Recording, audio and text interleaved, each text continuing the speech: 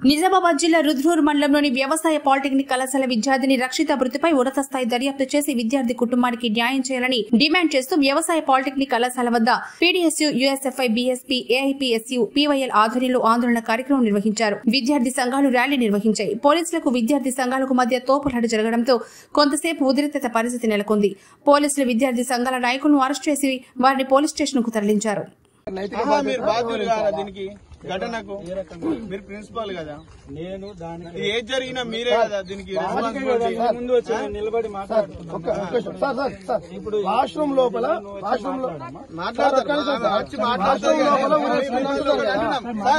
మీరు ఒక నిమిషం మీరు బాధ్యత రాజీనామా చేయండి సార్.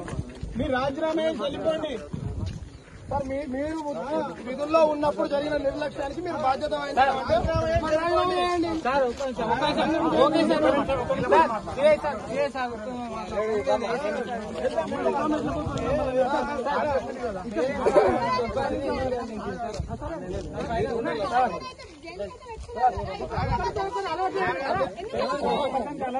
వెళ్ళిపోవడం అంటే అర్థమైంది. మరి చెప్పాల్సింది చెప్పి వెళ్ళిపోతున్నాడు. మరి రాజీనామా చేయండి.